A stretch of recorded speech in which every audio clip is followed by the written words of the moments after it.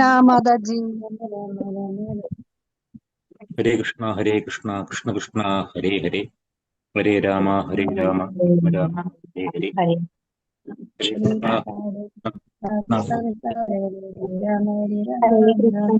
കൃഷ്ണ കൃഷ്ണ കൃഷ്ണ ഹരേ രാമ രാമ രാമ ഹരേ കൃഷ്ണ. എല്ലാവർക്കും പ്രണാമം. ഹരേ കൃഷ്ണ. ഓം നമോ ഭഗവതേ വാസുദേവായ. ഓം നമോ ഭഗവതേ വാസുദേവായ. ഓം നമോ ഭഗവതേ വാസുദേവായ. ഓം അജ്ഞാനതിമിരാന്തസ്യ ജ്ഞാനാഞ്ജനാശലാകയാ ചക്ഷുരുന്മീലിതം യേന തസ്മൈ ശ്രീ ഗുരവേ നമഃ. നമോ വിഷ്ണുപാദായ കൃഷ്ണപ്രേഷ്ഠായ ഭൂതലേ ശ്രീമതേ ഭക്തിവേദാന്ത സ്വാമിനിധി നാമിനേ. നമസ്തേ സാരസ്വതേ ദേവേ ഗൗരവാണി പ്രചാരിണേ നിർവിശേഷ ശൂന്യവാദി പാശ്ചാത്യദേശധാരിണേ. ജയ ശ്രീ കൃഷ്ണ ചൈതന്യ പ്രഭു നിത്യാനന്ദ ശ്രീ അദ്വൈത ഗദാധര ശ്രീ ഭക്സാദി ഗൗര ഭക്തവൃന്ദ. ഹരേ കൃഷ്ണ കൃഷ്ണ കൃഷ്ണ ഹരേ ഹരേ ഹരേ രാമ രാമ രാമ ഹരേ ഹരേ. ഹരേ കൃഷ്ണ. ശ്രീ ശ്രീ രാധാ ഗോവിന്ദ ടെമ്പിൾ ഇസ്കോൺ ബാംഗ്ലൂരിന്റെ 18 ദിവസത്തെ ഭഗവത്ഗീത ക്ലാസ്സിലേക്ക് എല്ലാവർക്കും സ്വാഗതം. ഹരേ കൃഷ്ണ. എല്ലാവർക്കും പ്രണാമം. നമ്മള് ഹരേ കൃഷ്ണ ഭൗതിക പ്രകൃതി 14ാമത്തെ അധ്യായത്തിലേക്ക് കടക്കാണ്. ഭൗതിക പ്രകൃതിയുടെ ത്രിഗുണങ്ങൾ. അതിനു മുന്നേ നമ്മൾ ഇന്നലെ അധ്യായം 13 പുരുഷൻ ക്ഷേത്രം ക്ഷേത്രജ്ഞൻ അല്ലെ പ്രകൃതി പുരുഷൻ ക്ഷേത്രജ്ഞൻ 13ാമത്തെ അധ്യായം കണ്ടു. എന്തൊക്കെയാണ് നമ്മൾ ആ അധ്യായത്തിൽ കണ്ടത്?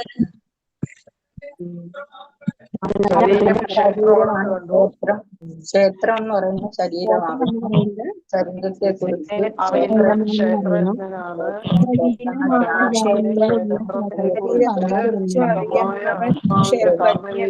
ശരീരം കർമ്മവേദിയാണ്. എന്നറിയപ്പെടുന്ന ശരീരത്തിലെ 24 ഘടകങ്ങളെ കുറിച്ച് പറഞ്ഞു. 5 പഞ്ചേന്ദ്രിയങ്ങള്, 10 ഇന്ദ്രിയങ്ങള്, പഞ്ചഭൂതങ്ങളെ കുറിച്ച് പറഞ്ഞു. ജ്ഞാനേന്ദ്രിയം, കർമ്മേന്ദ്രിയം,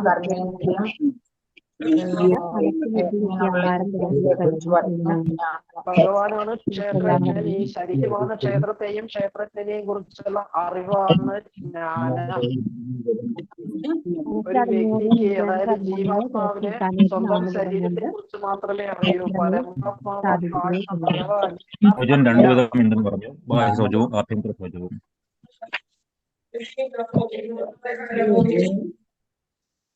അതായത് എന്തൊക്കെ പറഞ്ഞു നമ്മൾ എല്ലാവരും പറയുമ്പോഴൊന്നും മനസ്സിലാവില്ല. പക്ഷെ നിങ്ങളെല്ലാം പറയുന്നത് കേൾക്കുമ്പോൾ ഒരു സന്തോഷം. കാരണം അറിയുന്ന കാരണം കൊണ്ടല്ല എല്ലാവരും പറയുന്നത്. അപ്പൊ നമ്മൾ ഇന്നലത്തെ അധ്യായം 13ാമത്തെ അധ്യായത്തില് ഭഗവാൻ ക്ഷേത്രജ്ഞനെ കുറിച്ച് പറഞ്ഞു അല്ലെ. ക്ഷേത്രജ്ഞൻ ആരാണെന്ന് പറഞ്ഞു. ജീവാത്മാവും പരമാത്മാവും ക്ഷേത്രജ്ഞനാണെന്ന് പറഞ്ഞു. ജീവാത്മാവിനെ താനിരിക്കുന്ന ക്ഷേത്രത്തെ കുറിച്ച് മാത്രമേ അറിയുള്ളൂ.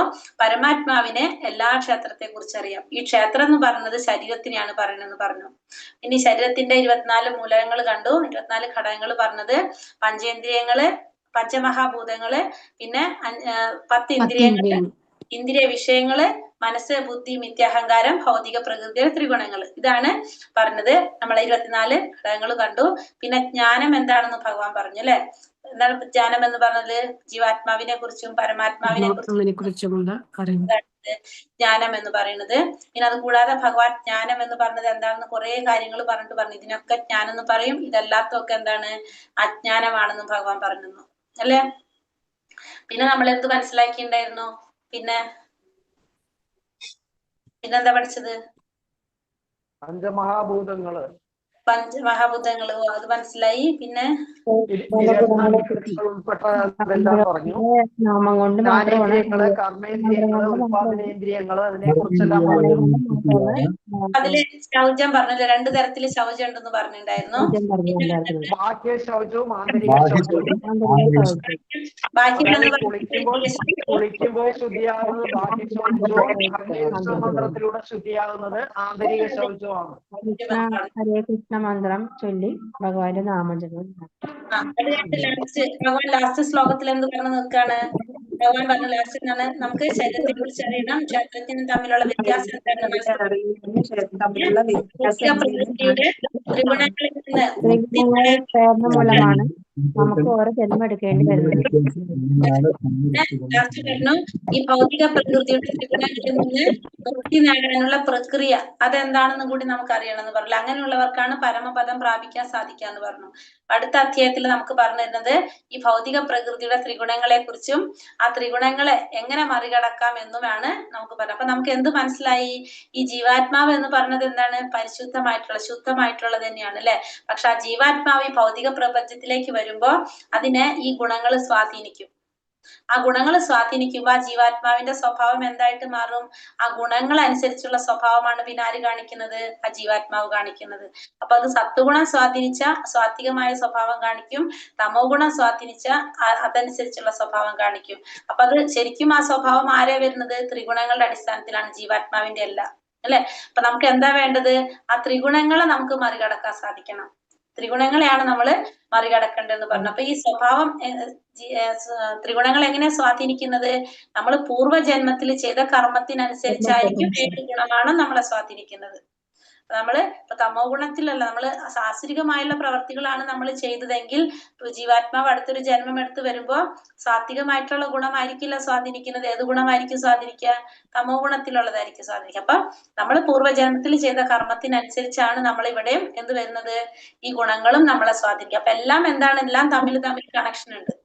നമുക്ക് എന്താ വേണ്ടത്? നമുക്ക് ഈ ത്രിഗുണങ്ങളെ മറികടക്കാനായിട്ട് നമുക്ക് സാധിക്കണം. ഭഗവാൻ ഈ അധ്യായത്തില് ഓരോ ഗുണങ്ങളുടെ സ്വഭാവം എന്താണെന്ന് മനസ്സിലാക്കി തന്നെ, ഓരോന്നിന്റെ എങ്ങനെയാണ് ഓരോന്നിന്റെ ഫലം. ഇപ്പൊ സത്വഗുണമാണെങ്കിൽ എങ്ങനെയാണ് അതിന്റെ ഫലം, രജോ ഗുണമാണെങ്കിൽ എങ്ങനെയാണ്, തമോ ഗുണമാണെങ്കിൽ എങ്ങനെയാണ്, ഈ ഗുണങ്ങളെ നമുക്ക് എങ്ങനെയാണ് മറികടക്കാൻ സാധിക്കേണ്ടത്, ഈ ഗുണങ്ങള് മറികടന്ന വ്യക്തിയുടെ ലക്ഷണങ്ങൾ എന്താണ്, ആ വ്യക്തിയുടെ പെരുമാറ്റം എന്താണ്, എങ്ങനെ നമുക്ക് ഈ ഗുണങ്ങളെ മറികടക്കാൻ സാധിക്കാം.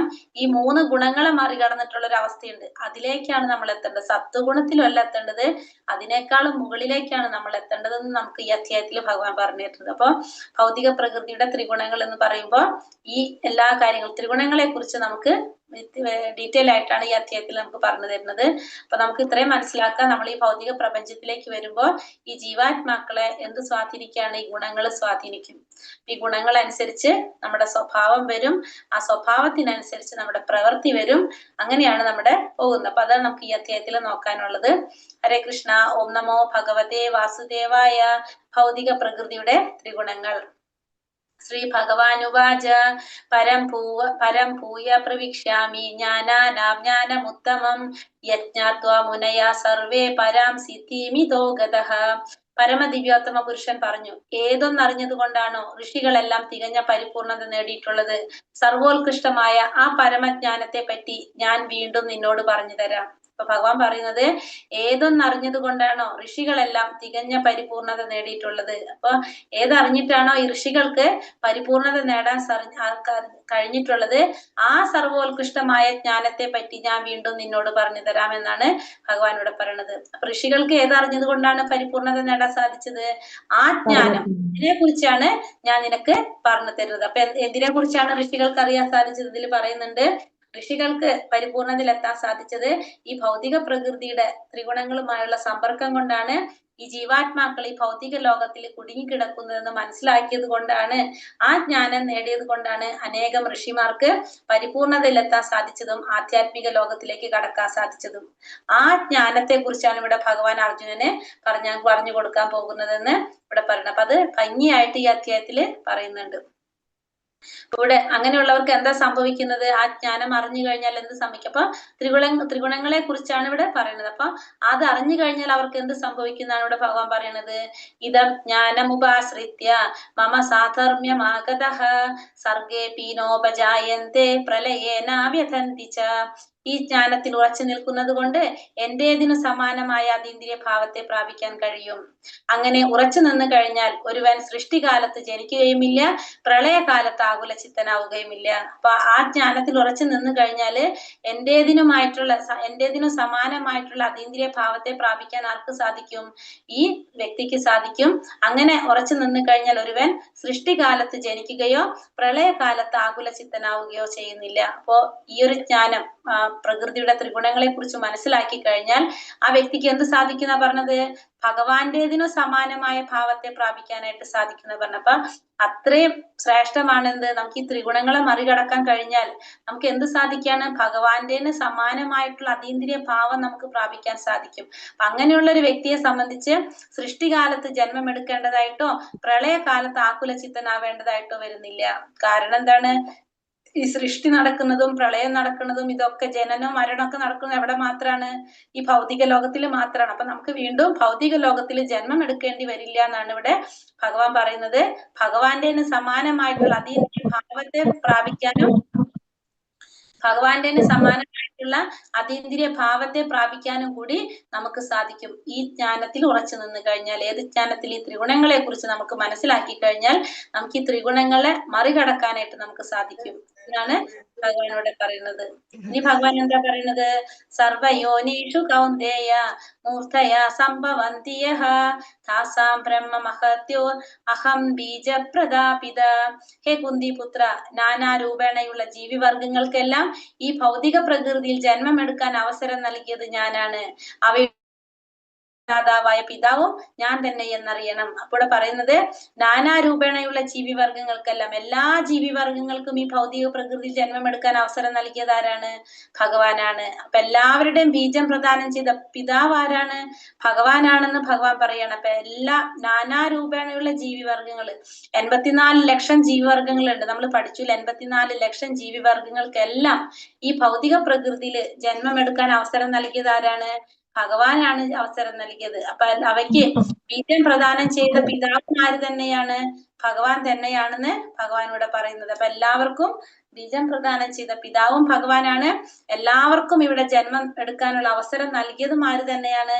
ഭഗവാൻ തന്നെയാണ്. അപ്പൊ ഇവിടെ ഭഗവാനാണ് എല്ലാ ജീവാത്മാക്കളുടെയും ആദ്യ പിതാവാണെന്ന് ഭഗവാൻ ഈ ശ്ലോകത്തിലൂടെ പറയാണ്. അപ്പൊ ഭഗവാൻ പിതാവാണ്, പ്രകൃതി എന്താണ്? മാതാവാണ്. കാരണം ഇതില് ശ്രീല പ്രഭാതർ പറയുന്ന ഒരു എക്സാമ്പിൾ പറയണെന്ന് വെച്ചാല് ഇതിൽ പറയണത് നമുക്ക് എന്ത് മനസ്സിലാക്കാം? പ്രകൃതിയാണ് ഈ സൃഷ്ടി നടക്കുന്നത്. ഈ പ്രകൃതിയിലാണ് നമ്മൾ എല്ലാവരും വരുന്നത്. അപ്പോ അരിക്കൂമ്പാരത്തില് തേള് മുട്ടയിടും. തേള് മുട്ടയിട്ട് കഴിഞ്ഞാല് ഈ തേളിന്റെ കുഞ്ഞുങ്ങള് അരിക്കൂമ്പാരത്തില് തേളിന്റെ കുഞ്ഞുങ്ങൾ ഉണ്ടാവും.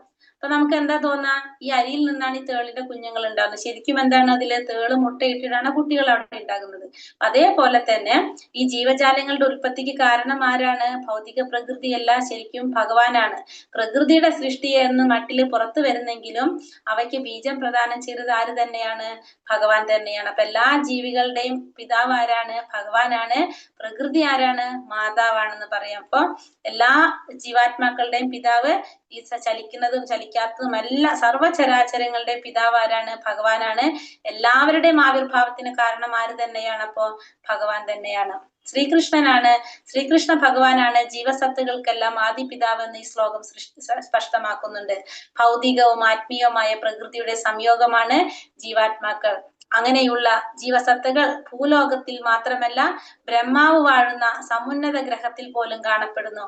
ഭൂമിക്കുള്ളിലും വെള്ളത്തിലും അഗ്നിയിലും ജീവികളുണ്ട്. എല്ലായിടത്തും ജീവസത്തുകളുമുണ്ട്. ഭഗവാനാണ് എല്ലാ ജീവാത്മാക്കളും ജീവസത്തുകളും ഒക്കെ ഒന്ന് തന്നെയാണ്. ജീവസത്തുകളുടെയും ആദി പിതാവാണെന്നാണ് ഈ ശ്ലോകത്തിലൂടെ പറയുന്നത്. അപ്പൊ ഭൗതികമായിട്ടും ആത്മീയമായിട്ടുള്ള പ്രകൃതികളുടെ സംയോഗമാണ് എന്ത്? ഈ ജീവസത്തുകൾ എന്ന് പറയുന്നത്. ഭൗതികമായിട്ടും ആത്മീയമായിട്ടുമുള്ള പ്രകൃതിയുടെ സംയോഗത്തില് ഉള്ളതാണ് ആര്? ജീവാത്മാക്കള്. ഈ ജീവാത്മാക്കള് ഈ ഭൂലോകത്തിൽ മാത്രല്ല, ഭൂമിയിൽ മാത്രല്ല ജീവാത്മാക്കൾ ഉള്ളത്. ഈ പ്രപഞ്ചത്തില് എല്ലാവിടും ആരുണ്ട്? ജീവാത്മാക്കളുണ്ട്. ബ്രഹ്മാവ് വാഴുന്ന ഗ്രഹം, ബ്രഹ്മാവ് വാഴുന്നതാണ് ബ്രഹ്മലോകം അല്ലെങ്കിൽ സത്യലോകം.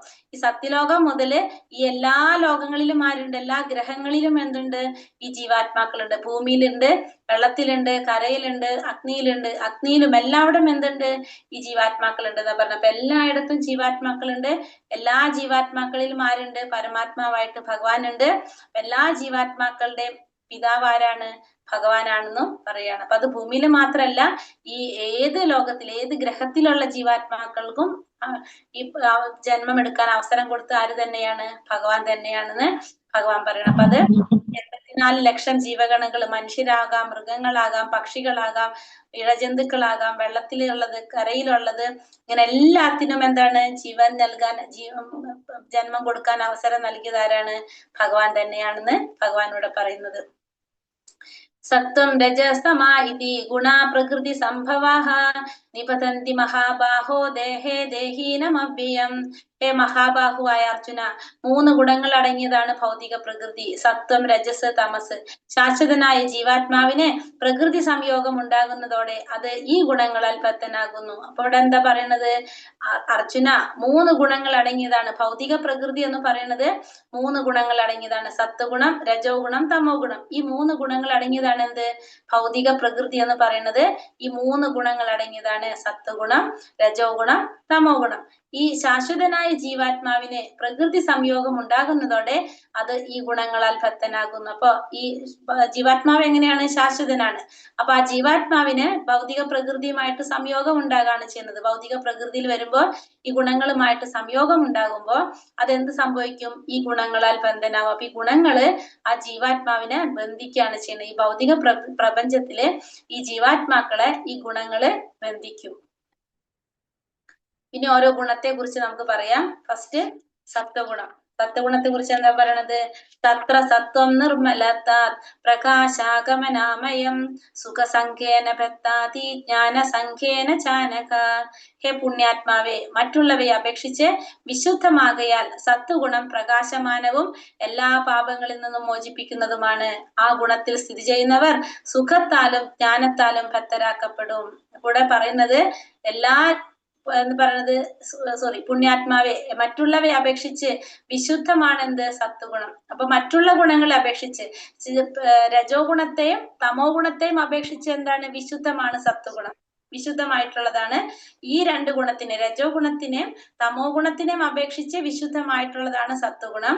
അപ്പൊ ഈ സത്വഗുണം എങ്ങനെയാണ്? പ്രകാശമാനമാണ്, എല്ലാ പാപങ്ങളിൽ നിന്നും മോചനം നൽകുന്നതുമാണ്. അപ്പൊ പ്രകാശമാനവും പാപങ്ങളിൽ നിന്നും മോചനം നൽകുന്നതുമാണ് എന്ത്? സത്വഗുണം. സത്വഗുണത്തിൽ സ്ഥിതി ചെയ്യുന്നവരെ എങ്ങനെയാണ്? സുഖം കൊണ്ടും ജ്ഞാനം കൊണ്ടും ബദ്ധരാക്കപ്പെടും. അപ്പൊ അവരും എങ്ങനെയാണ്? ബന്ധനത്തിലാണ്. സത്വഗുണത്തിലുള്ളവരും എങ്ങനെയാണ്? ബന്ധനത്തിൽ തന്നെയാണ്. അപ്പൊ അവരെങ്ങനെയാ ബന്ധിക്കുന്നത്? സുഖം കൊണ്ടും ജ്ഞാനം കൊണ്ടും ബന്ധിക്കുന്നു എന്നാ പറയുന്നത്. സുഖം കൊണ്ടും ജ്ഞാനം കൊണ്ടും ബന്ധിക്കുന്നു. അപ്പൊ നമ്മള് സത്യഗുണത്തെ എടുത്തു കഴിഞ്ഞാല് സത്വഗുണത്തിന്റെ ഫലം അപ്പൊ നമ്മൾ പറഞ്ഞു ബുദ്ധിമാന്മാരായിരിക്കും. ജ്ഞാനം നേടാന്ന് വെച്ചാൽ ബുദ്ധിയുള്ളവരാണ് അറിവ് നേടാൻ സാധിക്കില്ല. അപ്പൊ സത്വഗുണത്തിലുള്ളവർ എങ്ങനെയാണ്? ബുദ്ധിമാന്മാരായിരിക്കും. അപ്പൊ അവർക്ക് ബുദ്ധിമാന്മാരായത് കൊണ്ട് തന്നെ അപ്പൊ അവർക്ക് എന്തുണ്ടാവും? അറിവുണ്ടാവും. അവർ അറിവ് നേടിയവരായിരിക്കും. അപ്പൊ സമൂഹത്തിൽ നല്ലൊരു ജോലി ഉണ്ടാവും, നല്ല സ്ഥാനമാനങ്ങൾ ഉണ്ടാകാം, അപ്പൊ അവർക്ക് സുഖങ്ങൾ ഉണ്ടാകാം. അപ്പൊ ഇവര് എങ്ങനെയായിരിക്കും? അവരെ ഭൗതികമായ ദുഃഖങ്ങളൊന്നും അവരെ ബാധിക്കില്ല. കാരണം വെച്ചിട്ടുണ്ടെങ്കില് അവർ ഭൗതികമായ ജ്ഞാനത്തിലൊക്കെ പുരോഗമിച്ചത് കൊണ്ട് അയാൾക്ക് എന്തുണ്ടാവും? ബോധമുള്ളവരായിരിക്കും. സ്വാഭാവികമായിട്ടും അവർക്ക് നല്ലൊരു ജോലി ഉണ്ടാവും. അപ്പൊ അവരെ എന്താണ് പറയാ, ജീവിക്കാനുള്ള ചുറ്റുപാടും കാര്യങ്ങളൊക്കെ നല്ല രീതിയിലായിരിക്കും. അവർക്ക് സുഖ സൗകര്യങ്ങൾ ഉണ്ടാകും. അപ്പൊ അവരെന്താണ്? ഈ സുഖ സൗകര്യങ്ങൾ കൊണ്ടും ഇതുകൊണ്ടും അവരെന്താണ്? അവരിവിടെ ബന്ധിക്കുകയാണ് ചെയ്യുന്നത്. ഇപ്പൊ സത്വഗുണത്തിൽ നമുക്ക് ബ്രാഹ്മണന്മാരൊക്കെ ഏത് ഗുണത്തിൽ വരുന്നതാണ്? ബ്രാഹ്മണൻ സത്വഗുണത്തിൽ വരുന്നതാണ്. അപ്പൊ സാത്വിക സ്വഭാവം ഉള്ളത് കൊണ്ട് തന്നെ അവരെന്താണ്? പാപപ്രവർത്തനങ്ങളൊന്നും അവരിൽ എന്ത് വരില്ല? അധികം അവര് ചെയ്യില്ല. കാരണം അവർക്ക് ശാസ്ത്രങ്ങളെ കുറിച്ചൊക്കെ അറിവുള്ളത് കൊണ്ട് തന്നെ അവർ അത്തരത്തിലുള്ള പ്രവർത്തികളൊന്നും ആര് ചെയ്യില്ല? ഇത്തരത്തിലുള്ളവർ ചെയ്യില്ല. അപ്പൊ അത് ആരെ ഗുണമാണ് പറഞ്ഞ? സാത്വിക ഗുണത്തിലുള്ളവരെ കുറിച്ചാണ് പറയുന്നത്. പക്ഷെ അവരൊരു പ്രോബ്ലം എന്താന്ന് വെച്ചിട്ടുണ്ടെങ്കിൽ അവർക്ക് എന്താണ്? ഇവര് മറ്റുള്ളവരെക്കാൾ ജ്ഞാനമുള്ളവരാണെന്നുള്ളൊരു ചിന്താഗതി ആരിലുണ്ടാകും? ഇവരിലുണ്ടാകും. മറ്റുള്ളവരെക്കാൾ അറിവുള്ളവരാണ്, അപ്പൊ നമ്മള് മറ്റുള്ളവരെക്കാൾ ശ്രേഷ്ഠരാണെന്നൊക്കെ ഉള്ള ഒരു ചിന്താഗതി വരുമ്പോ അവരെ എന്ത് ബാധിക്കും? അവിടെ അഹങ്കാരം അവരിൽ ബാധിക്കാനായിട്ട് സാധ്യതയുണ്ട്. അപ്പൊ അങ്ങനെ അവർക്കൊരു മൈനസ് പോയിന്റ് നമുക്ക് പറയാം. പിന്നെ അവരെ ബന്ധനത്തിൽ വെച്ചിരിക്കുന്നതാണ് സുഖം കൊണ്ടും ജ്ഞാനം കൊണ്ടും അവരുടെ ബന്ധത്തിലായിരിക്കും. കാരണം നമുക്ക് ഇത്തരം സുഖങ്ങളും ജ്ഞാനം ഇതൊക്കെ നമുക്ക് കിട്ടുമ്പോൾ നമുക്ക് സ്വാഭാവികമായിട്ട് എന്താണ്? വേറെ ഒന്നിനെ കുറിച്ച് ചിന്തിക്കില്ല. നമ്മൾ ആ രീതിയിൽ അങ്ങോട്ട് പോയിക്കൊണ്ടിരിക്കും. അപ്പൊ അങ്ങനെ സത്വഗുണത്തിലുള്ളവർ എന്ത് ചെയ്യാണ്? ഇവിടെ ഈ ഭൗതിക ലോകത്തില് ബന്ധിച്ചു വെച്ചിരിക്കായിരിക്കും സുഖം കൊണ്ടും ജ്ഞാനം കൊണ്ടും. ഇനി രണ്ടാമത്തത് രജോ ഗുണം. രജോ രാഗാത്മകം വിധി തൃഷ്ണ സംഘാതമുദ്ഭവം തന്നിപത്താതി കൗന്ദേയ കർമ്മസംഖ്യേന ദേഹിനം. അല്ലയോ കുന്തി നന്ദന, അളവറ്റ തൃഷ്ണാധിക്യത്തിൽ നിന്നുളവാകുന്നതാണ് രജോ ഗുണം. ദേഹസ്ഥനായ ജീവനെ അത് ഭൗതികമായ ഫലോദിഷ്ട കർമ്മങ്ങളിൽ കുടുക്കിയിടുന്നു. അപ്പൊ കുന്തി നന്ദന എന്ന് പറഞ്ഞാൽ അളവറ്റ തൃഷ്ണാധിക്യത്തിൽ, അളവറ്റ തൃഷ്ണ ആഗ്രഹത്തിൽ നിന്നാണ് എന്തുണ്ടാകുന്നത്? രജോ ഗുണം ഉണ്ടാകുന്നത്. അളവറ്റ തൃഷ്ണാധിക്യത്തില് രജോ ഗുണത്തിൽ, തൃഷ്ണയിൽ നിന്ന്, ആഗ്രഹത്തിൽ നിന്നാണ് എന്തുണ്ടാകുന്നത്? രജോ ഗുണം ഉണ്ടാകുന്നത്. ആഗ്രഹങ്ങളാണ് നമ്മുടെ ദേഹസ്ഥനായ ജീവനെ അത് ഭൗതികമായ ഫലോദിഷ്ട കർമ്മങ്ങളിൽ കുടുക്കിയിടാണ് ചെയ്യുന്നത്. ഫലോദിഷ്ടമായ കർമ്മഫലങ്ങളില് കുടുക്കിയിടാണ് എന്ത്? രജോ ഗുണം നമ്മളെ കുടുക്കിയിടുന്നു. അതായത് രജോ ഗുണത്തിന്റെ അടിസ്ഥാന സ്വഭാവം എന്ന് പറയുന്നത് നമുക്ക് ആഗ്രഹങ്ങൾ കൂടുതലായിരിക്കും. രജോ ഗുണത്തിൽ വരുമ്പോൾ നമുക്ക് എന്താണ്? ആഗ്രഹങ്ങൾ കൂടുതലായിരിക്കും. അപ്പൊ നമ്മൾ ഈ ആഗ്രഹങ്ങൾ നടത്താൻ വേണ്ടിയിട്ട് നമ്മൾ എന്ത് ചെയ്യും? കഠിന പ്രയത്നം ചെയ്തുകൊണ്ടേയിരിക്കും. ഫലോദിഷ്ട കർമ്മങ്ങള്, ഫലം ആഗ്രഹിച്ചുകൊണ്ട് കർമ്മം ചെയ്തുകൊണ്ടേയിരിക്കും. ഇപ്പൊ രജോ ഗുണത്തിൽ ഭൗതികമായിട്ടുള്ള സുഖങ്ങൾക്കും താല്പര്യങ്ങൾക്കൊക്കെ നമുക്ക് ആഗ്രഹങ്ങൾ വർദ്ധിച്ചുകൊണ്ടിരിക്കും. ഇന്ദ്രിയ സുഖാസ്വാദനങ്ങളിൽ കൂടുതൽ താല്പര്യമുള്ളവരായിരിക്കും. അപ്പൊ അതുകൊണ്ട് തന്നെ നമ്മൾ എന്ത് ചെയ്തുകൊണ്ടിരിക്കും? നമ്മൾ ആ ആസ്വാദനത്തിന് വേണ്ടിയിട്ട് നമ്മൾ എത്ര ബുദ്ധിമുട്ടാനോ കഷ്ടപ്പെടാനോ ഒന്നും നമുക്ക് ആർക്കും ഒരു മടി ഉണ്ടാവില്ല. ഫലം ആഗ്രഹിച്ചുകൊണ്ട് കർമ്മം ചെയ്തുകൊണ്ടേയിരിക്കുക. അതായിരിക്കും ആരുടെ സ്വഭാവത്തിൽ വരുന്നത്? രജോ ഗുണത്തിലുള്ള. നല്ലൊരു കുടുംബം ഉണ്ടാവണം, നല്ലൊരു ഭാര്യ ഉണ്ടാവണം, മക്കൾ ഉണ്ടാവണം. അപ്പൊ എല്ലാത്തിലും നമുക്ക് എന്താണ്? നല്ലത് നല്ലത് നല്ലത് വേണം. അതിനു വേണ്ടിയിട്ട് നമ്മൾ എന്ത് ചെയ്തുകൊണ്ടേയിരിക്കും? പ്രയത്നിച്ചുകൊണ്ടേയിരിക്കും. ഇപ്പൊ നമുക്കൊരു വീടുണ്ട്, പക്ഷെ നമുക്ക് ഇതിനേക്കാളും വലിയൊരു വീടുണ്ടാക്കണം. അപ്പൊ നമ്മൾ ആ വീടുണ്ടാക്കണമെങ്കിൽ എന്ത് വേണം? കുറെ പൈസ വേണം. അപ്പൊ നമ്മൾ അതിനു വേണ്ടിയിട്ട് എന്ത് ചെയ്യും? കഷ്ടപ്പെട്ടുകൊണ്ടിരിക്കും. ഫലം ആഗ്രഹിച്ചുകൊണ്ട് കർമ്മം ചെയ്തുകൊണ്ടേയിരിക്കും.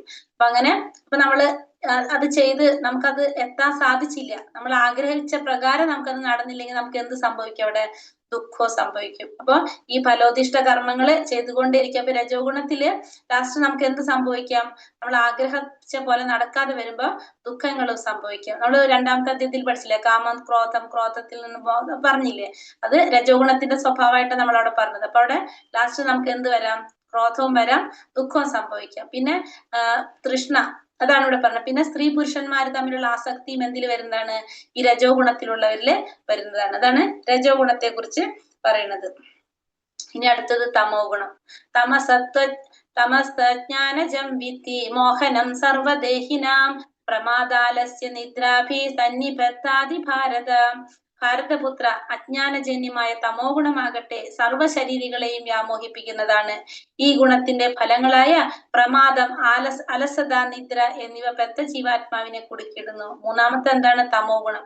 സത്വഗുണത്തിന്റെ നേരെ ഓപ്പോസിറ്റ് ആണ് എന്ത്? തമോ ഗുണം. സത്വഗുണം ജ്ഞാനം കൊണ്ട് ബന്ധിക്കുകയാണെങ്കിൽ തമോ ഗുണം അജ്ഞാനം കൊണ്ടാണ് ബന്ധിക്കുന്നത്. തമോ ഗുണത്തിലുള്ളവരെങ്ങനെയാണ്? അജ്ഞാനികളാണ്. സർവ ശരീരികളെയും വ്യാമോഹിപ്പിക്കുന്നതാണത്. ഇതിന്റെ ഫലം എന്താണ് പറഞ്ഞത്? പ്രമാദം, അലസത, നിദ്ര. നമ്മൾ എങ്ങനെയായിരിക്കും? നമുക്കൊരു ഉത്സാഹം ഇല്ലാത്തവരായിരിക്കും, പിന്നെ അലസന്മാരായിരിക്കും. നിദ്ര, തമോ ഗുണത്തിന്റെ മെയിൻ ആയിട്ടുള്ള സ്വഭാവം പറയുന്നത് എന്താണ്? ഉറക്കം. നിദ്ര തമോ ഗുണത്തിലാണ്. പിന്നെ ബദ്ധാത്മാവിന് തമോ ഗുണം. ഹരേ കൃഷ്ണ. അപ്പൊ നമ്മളെ തമോ ഗുണം ഇവിടെ ബന്ധിക്കുകയാണ് ചെയ്യുന്നത്. നമ്മളെ തമോ ഗുണത്തില് നമ്മൾ എന്ത് ചെയ്യാം? അലസന്മാരായിരിക്കും. നമ്മൾ നല്ല ആരോഗ്യം ഉണ്ടാവും, പക്ഷെ നമുക്ക് എന്തുണ്ടാവില്ല? ഒന്നും ചെയ്യാൻ നമുക്ക് തോന്നില്ല. മടിയന്മാരായിട്ട് അലസന്മാരായിട്ടിരിക്കും. ഒരിക്കലും ഇങ്ങനെ ചടഞ്ഞു കൂടിയിരിക്കാന്നൊക്കെ പറയില്ലേ. പിന്നെ അജ്ഞാനികളായിരിക്കും. ജ്ഞാനം ഉണ്ടാവില്ല. അജ്ഞാനജന്യമാണ് എന്ത്? തമോ ഗുണം. അപ്പൊ ഇതാണ് എന്തിന്റെ ലക്ഷണം പറയുന്നത്? തമോ ഗുണത്തിലുള്ളവരുടെ കുറിച്ച് പറയുന്നത്. അപ്പൊ 3 ഗുണത്തിലുള്ളവരെ നമ്മൾ കണ്ടത്. സത്വഗുണം നമ്മളെ ജ്ഞാനം കൊണ്ടും സുഖം കൊണ്ടും ബന്ധിപ്പിക്കുമ്പോ രജോ ഗുണം നമ്മളെ ഫലോദിഷ്ട കർമ്മങ്ങൾ കൊണ്ട്, ഫലം ആഗ്രഹിച്ച് ചെയ്യുന്ന കർമ്മങ്ങൾ കൊണ്ട് ഇവിടെ ബന്ധിച്ചിടും. തമോ ഗുണമാണെങ്കിലോ പ്രമാദം, അലസത, നിദ്ര, ഇങ്ങനെയാണ് നമ്മൾ എവിടെ ബന്ധിക്കുന്നത്? ഈ ഭൗതിക ലോകത്തില് ബന്ധിക്കുന്നത്. അപ്പൊ 3 തരത്തിലുള്ളവർക്ക് എന്ത് തന്നെയാണ് കിട്ടുന്നത്? ബന്ധനം തന്നെയാണ് കിട്ടുന്നത്. സത്വഗുണവും ബന്ധിപ്പിക്കുന്നു, രജോ ഗുണം ബന്ധിക്കും, തമോ ഗുണം ബന്ധിപ്പിക്കും. അപ്പൊ ഏത് ഗുണത്തിലാണെങ്കിലും ഇവിടെ എന്ത് തന്നെയാണ് വരുന്നത്? ബന്ധനം തന്നെയാണ് ഈ ഭൗതിക ലോകത്തില് വരുന്നത്. അപ്പൊ ഈ 3 ഗുണത്തിലുള്ളവരുടെ സ്വഭാവത്തിനനുസരിച്ച് ഇപ്പൊ സാത്വിക ഗുണത്തിലുള്ളവർ എങ്ങനെയാണ്? ഫ്രഷ് വെജിറ്റബിൾ, മിൽക്ക്, ഇതൊക്കെയാണ് മേടിക്കാൻ, അങ്ങനത്തെ കാര്യങ്ങളിലായിരിക്കും നോക്കുന്നത്. ഈ രജോ ഗുണത്തിലുള്ളവരെന്താണ്? ഇവിടെ കണ്ടില്ല, ഡ്രിങ്ക്സ് കഴിച്ചവരിങ്ങനെ അങ്ങനെ ആ ഒരു രീതിയില്. തമോ ഗുണത്തിലുള്ളവര് മീറ്റ് സ്റ്റോളും കാര്യങ്ങളുടെ അടുത്ത് പോയിട്ട്. അപ്പൊ 3 ഗുണത്തിലുള്ളവരുടെ സ്വഭാവം എന്താണ്? വ്യത്യാസമായിരിക്കും. 3 ഗുണത്തിലുള്ളവരുടെ കൂട്ടുകെട്ടും സ്വഭാവവും എല്ലാം എങ്ങനെയായിരിക്കും?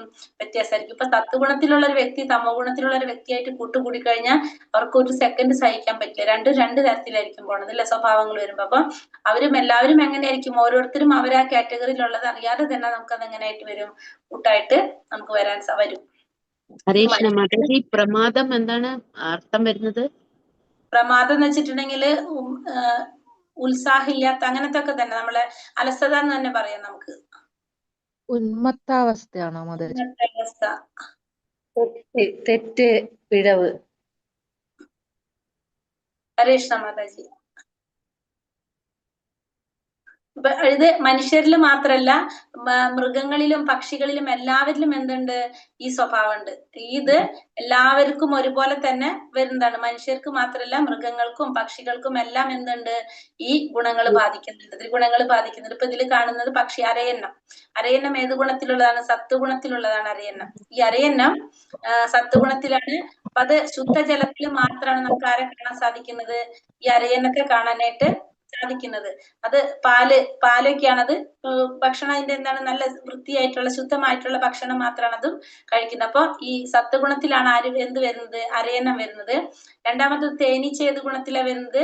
രജോ ഗുണത്തിലാണ് എന്ത് വരുന്നത്, തേനീച്ച വരുന്നത്. തേനീച്ച ആവശ്യത്തിൽ കൂടുതൽ, ഇപ്പൊ രജോ ഗുണത്തിൽ നമ്മൾ എന്താ പറഞ്ഞത്, ഫലം ആഗ്രഹിച്ചുകൊണ്ട് കർമ്മം ചെയ്യുന്നു. ആവശ്യത്തിൽ കൂടുതൽ സമ്പാദിച്ചു വെക്കുന്നതൊക്കെ ആരാണ്? രജോ ഗുണത്തിലുള്ളവരാണ്. ഈ തേനീച്ച എന്താണ്, കുറെ തേൻ ഉണ്ടാക്കി സംഭരിച്ചു വെക്കും. നമ്മൾ അതിന്റെ അടുത്തേക്ക് പോന്നാലോ അത് നമ്മളെ പിടിച്ചു കുത്തുകയും ചെയ്യും അല്ലെ. അപ്പൊ ഇത് ആരുടെയാണ്? രജോ ഗുണത്തിലുള്ളവരുടെ സ്വഭാവം. അത് തേനീച്ച രജോ ഗുണത്തിലുള്ളതാണ്. കാക്ക എങ്ങനെയാണ്? വൃത്തിയില്ലാത്ത സ്ഥലത്തൊക്കെ കൊത്തി വലിച്ചു നടക്കുന്നതൊക്കെയാണ് എന്ത്, കാക്ക എന്ത് ഗുണാണ്? തമോ ഗുണത്തിലാണ് കാക്ക വരുന്നത്. അപ്പൊ അത് മനുഷ്യരുടെ മാത്രല്ല, എല്ലാവരിലും എന്ത് വരുന്നുണ്ട്, ഈ സർവ്വചരാചരങ്ങളിലും ഈ ഗുണങ്ങള് ഉണ്ടെന്ന് നമുക്ക് പറയാം. സത്വം സുഖേ സംചയതി രജാ കർമ്മണി ഭാരത ജ്ഞാനമാവൃത്യ തു തമഃ പ്രമാദേ സംചയത്യത. അല്ലയോ ഭാരതപുത്ര, സത്വഗുണം ഒരാളെ സുഖം കൊണ്ട് ബന്ധിക്കുമ്പോൾ രജോ ഗുണം ഒരാളെ കാമ്യകർമ്മങ്ങൾ കൊണ്ടാണ് ബന്ധിക്കുന്നത്. ജ്ഞാനത്തെ ആവരണം ചെയ്യുന്ന തമോ ഗുണമാകട്ടെ ഉന്മാദം കൊണ്ട് ബന്ധിക്കുന്നു. അപ്പൊ സത്വഗുണം സുഖം കൊണ്ടാണ് ഒരാളെ ബന്ധിക്കുന്നത്. നമ്മൾ പറഞ്ഞല്ലേ, സത്വഗുണത്തിൽ വല്ല വ്യക്തിക്ക് എന്ത് കൊടുക്കും, കുറെ സുഖ സൗകര്യങ്ങൾ അങ്ങോട്ട് കൊടുക്കും. അപ്പൊ അവർക്ക് പിന്നെ എന്തില്ല, വേറെ ഒന്നിനെ കുറിച്ചും അവർ ചിന്തിക്കുന്നില്ല. അപ്പൊ അവരെ സത്വഗുണം സുഖം കൊണ്ട് ബന്ധിക്കും. അപ്പോഴും ഇവിടെ എന്താണ്, ബന്ധനം തന്നെയാണ് വരുന്നത്. രജോ ഗുണം നമ്മൾ എന്തുകൊണ്ട് ബന്ധിക്കും? കാമ്യകർമ്മങ്ങൾ കൊണ്ട്, ഫലം ആഗ്രഹിച്ച് കർമ്മം ചെയ്യുക.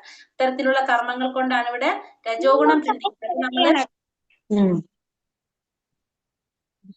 നമ്മൾ എന്ത് ചെയ്തുകൊണ്ടേയിരിക്കും, നമ്മൾ ഫലം ആഗ്രഹിച്ച് കർമ്മം ചെയ്തുകൊണ്ടേയിരിക്കും. അപ്പൊ നമുക്ക് വേറെ ഒന്നും ചിന്തിക്കാനോ നോക്കാനോ ഒന്നും നേരമില്ല. നമ്മൾ എന്ത് ചെയ്തുകൊണ്ടിരിക്കുക, നമ്മൾ കർമ്മം ചെയ്തുകൊണ്ടിരിക്കുക, കഠിനാധ്വാനം ചെയ്തുകൊണ്ടേയിരിക്കുക എന്നുള്ളതാണ് എന്തിൽ വരുന്നത്, രജോ ഗുണത്തിൽ വരുന്നത്. തമോ ഗുണമാണെങ്കിലോ ജ്ഞാനത്തെ ആവരണം ചെയ്യുന്നതാണ്. അതായത് അജ്ഞാനികളാണ് തമോ ഗുണത്തിലുള്ളവര്. അപ്പൊ അവർക്ക് എന്താണ്, അവരെപ്പോഴും അജ്ഞാനികളാണ്. അവര് ജ്ഞാനമില്ല, അവർക്ക് അജ്ഞാനികളാണ്. അജ്ഞാനികളായതുകൊണ്ട് തന്നെ അവർ ചെയ്യുന്ന പ്രവൃത്തികളും എങ്ങനെയായിരിക്കും, അത്തരത്തിലുള്ള പ്രവർത്തികളായിരിക്കും. തെറ്റുകളല്ലാതെ അവർക്കൊന്നും ചെയ്യാനുണ്ടാവില്ല. അവര് ചെയ്യുന്നത് കൊണ്ട് അവർക്കൊരു പ്രയോജനം ഉണ്ടാവില്ല, മറ്റുള്ളവർക്കും ഒരു പ്രയോജനം ഉണ്ടാവില്ല. അതാണ് ആരുടെ സ്വഭാവം, ഈ അജ്ഞാനികളായിട്ടുള്ള തമോ ഗുണത്തിലുള്ളവരുടെ പറയുന്നത്. അപ്പൊ അവരും എന്താണ് ഇവിടെ ബന്ധിക്കപ്പെടാണ്. തരത്തിലുള്ള പാപപ്രവർത്തികളും പലതരത്തിലുള്ള തെറ്റുകളും ചെയ്തുകൊണ്ട് പോകുന്നവരായിരിക്കും ആര്, ഈ തമോ ഗുണത്തിലുള്ളവര്. രജസമശ്ചാഭിഭൂയ സത്വം ഭവതി ഭാരത രജസത്വം തമശ്ചൈവ തമസത്വം രജസ്തഥ. അല്ലയോ ഭാരത, ചിലപ്പോൾ സത്വഗുണം രജസമോ ഗുണങ്ങളെ തോൽപ്പിച്ചുകൊണ്ട് മുന്നേറും. ചിലപ്പോൾ രജസ് സത്വതമോ ഗുണങ്ങളെ കീഴടക്കും. മറ്റു ചിലപ്പോൾ തമസ് സത്വരജസ്സുകളെ.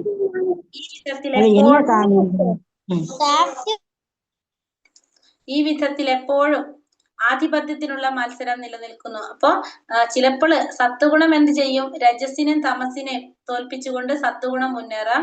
ചിലപ്പോ രജോ ഗുണം സത്വത്തിനും തമസിനെയും തോൽപ്പിച്ച് മുന്നേറാം.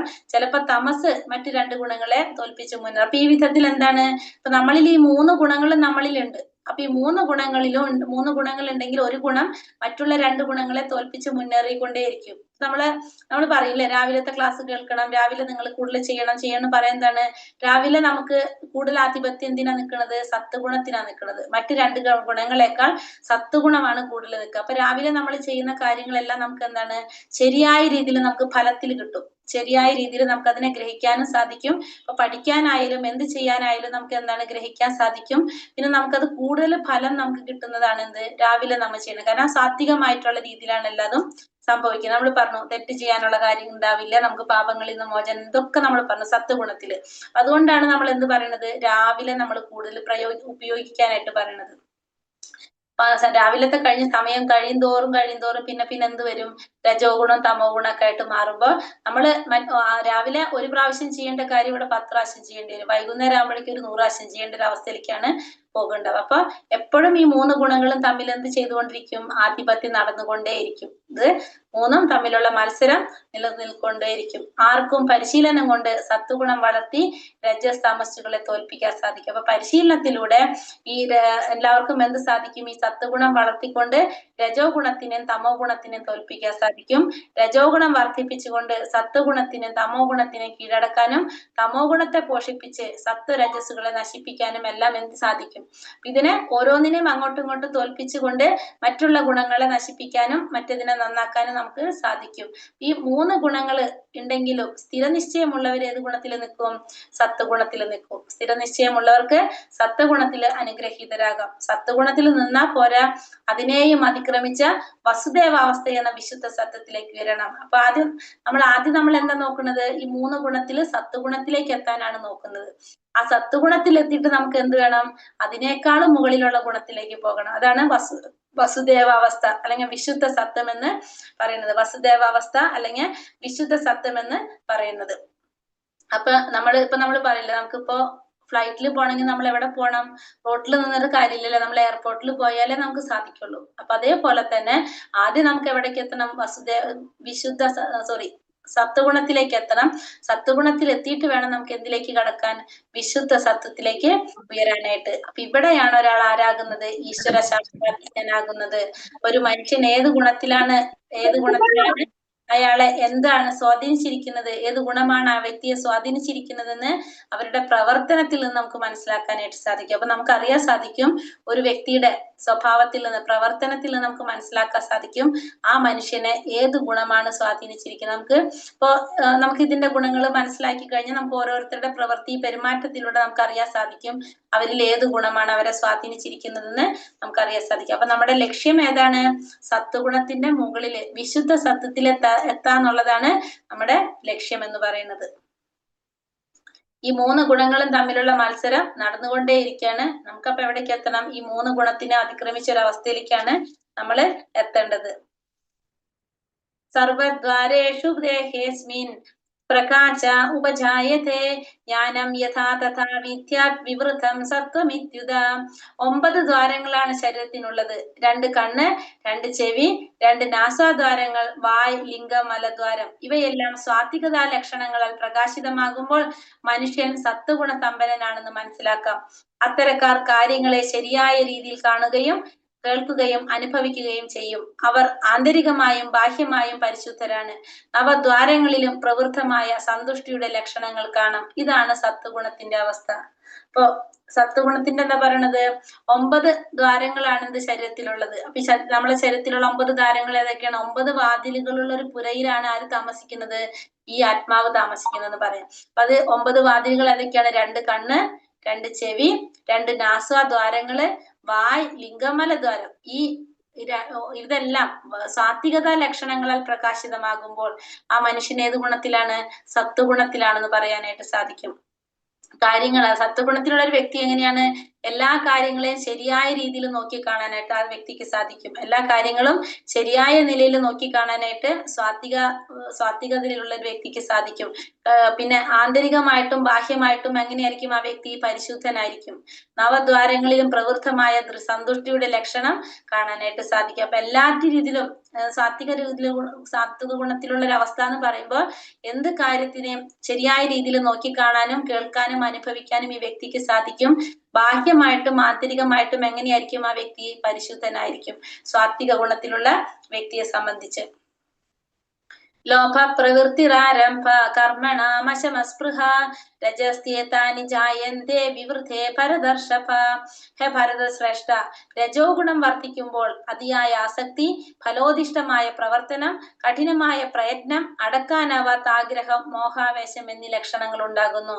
ഇനി രജോ ഗുണമാണ് വർദ്ധിക്കുന്നതെങ്കിലോ നമുക്ക് എന്താ വരുന്നത്? ആസക്തി, അതിയായ ആസക്തി ഉണ്ടാവും. നമുക്ക് മറ്റുള്ള കാര്യങ്ങളോട് ലോഭം എന്ന് വെച്ചാൽ ഭൗതികമായ വസ്തുക്കളോട് നമുക്ക് ആഗ്രഹം കൂടുതലായിരിക്കും. ഫലോദിഷ്ടമായ പ്രവർത്തനം, ഫലം ആഗ്രഹിച്ചുകൊണ്ട് പ്രവർത്തിച്ചു കൊണ്ടിരിക്കും.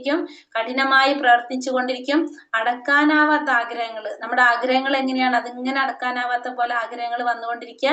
മോഹാവേശം, നമുക്ക് മോഹങ്ങളും ആഗ്രഹങ്ങളും ഒക്കെ ആവേശത്തോടെ നമ്മൾ ചെയ്യാന്ന് പറയില്ല. നമുക്ക് എല്ലാ കാര്യത്തിനോട് ഭയങ്കര എക്സ്ട്രീമായിട്ട് നമ്മൾ ചെയ്തുകൊണ്ടേയിരിക്കും എല്ലാത്തിനും. അതായത് നമുക്ക് എന്ത് ചെയ്യാനും നമുക്ക് എന്തുണ്ടാവില്ല, നമുക്ക് യാതൊരു മടി ഉണ്ടാവില്ല. കഠിന പ്രയത്നം ചെയ്യാനായിട്ട്, നമ്മളെ ലക്ഷ്യം നേടാൻ വേണ്ടിയിട്ട് എത്ര കഷ്ടപ്പെടാനും മടി ഉണ്ടാവില്ല. ആർക്ക്? രജോ ഗുണത്തിലുള്ളവർക്ക്. അവർക്ക് ആഗ്രഹങ്ങൾ കൂടുതലായിരിക്കും. ആ ആഗ്രഹങ്ങൾ നടത്താൻ വേണ്ടിയിട്ട് അവർക്ക് എത്ര പ്രയത്നിക്കാനും അവർക്ക് യാതൊരു മടി ഉണ്ടാവില്ല. ആർക്ക്? ഈ രജോ ഗുണത്തിലുള്ളവർക്ക്. ഇങ്ങനെ നടക്കാതെ വരുമ്പോൾ അവർക്ക് എന്തുണ്ടാവും? പ്രയാസം ഉണ്ടാവും. ഇതൊക്കെയാണ് അപ്പൊ രജോ ഗുണത്തിലുള്ളവരുടെ ലക്ഷണം എന്ന് പറയാം. കഠിന പ്രയത്നം ചെയ്യുക, ഫലോദിഷ്ട പ്രവർത്തനം ചെയ്യുക, അഭിനമായിട്ടുള്ള ആസക്തി, ഇതൊക്കെ രജോ ഗുണത്തിന്റെ ലക്ഷണങ്ങളാണ്. അപ്രകാശോ പ്രവൃത്തിശ്ച പ്രമാദോ മോഹ ഏവച താമസേതാനി ജായന്തേ വിവൃതേ കുരുനന്ദന. കുരുനന്ദന, തമോ ഗുണം വളരുമ്പോൾ തേജസ്സില്ലായ്മ, അകർമ്മണ്യത, പ്രമാദം, വ്യാമോഹം എന്നിവ പ്രകടമാകുന്നു. തമോ ഗുണമാണ് വളരുന്നതെങ്കിൽ എന്താണ്? തേജസ് ഇല്ലായ്മ. നമുക്ക് അവിടെ എന്തുണ്ടാവില്ല? ഒരു യാതൊരുവിധ ഉഷാറുണ്ടാവില്ല, തേജസ് ഉണ്ടാവില്ല.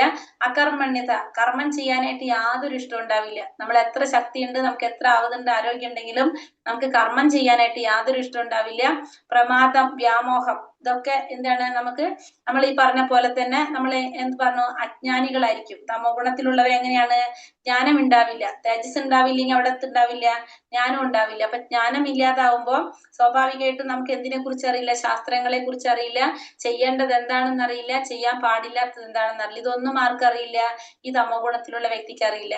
അപ്പൊ സ്വാഭാവികമായിട്ടും നമ്മൾ എന്ത് മാത്രം ചെയ്തുകൊണ്ടിരിക്കും? തെറ്റുകൾ മാത്രം ചെയ്തുകൊണ്ടിരിക്കും. ഇതാണ് എന്തിൽ വരുന്നത്? ഈ തമോ ഗുണത്തിലുള്ളവരില് കാണുന്നത്. താമസ സ്വഭാവിയുടെ ലക്ഷണം പറയുന്നത്. കാരണം പിന്നെ കഠിനാധ്വാനം ചെയ്യാനോ അധ്വാനിക്കാനോ ഒന്നിനും അവർക്ക് താല്പര്യം ഉണ്ടാവില്ല. തെറ്റുകളായിരിക്കും അവര് ചെയ്തുകൊണ്ടു പോകുന്നത്. സാത്വികർ മരിക്കുമ്പോൾ ഋഷിവര്യന്മാരുടെ നിർമ്മലങ്ങളായ ഉത്കൃഷ്ട ലോകങ്ങളിൽ എത്തുന്നു. രജോ ഗുണത്തോടെയാണ് മരിക്കുന്നതെങ്കിൽ ഫലം ഉദ്ദേശിച്ച് കർമ്മങ്ങൾ ചെയ്യുന്നവർക്കിടയിൽ ജനിക്കും. തമോ ഗുണത്തോടെയാണ് മരിക്കുന്നവരാകട്ടെ മൃഗങ്ങളായിട്ടാണ് ജന്മമെടുക്കേണ്ടി വരുന്നത്. അപ്പോ സാത്വിക സ്വഭാവത്തിലുള്ളവർ മരണമടയുമ്പോൾ അവർക്ക് എന്ത് സാധിക്കും?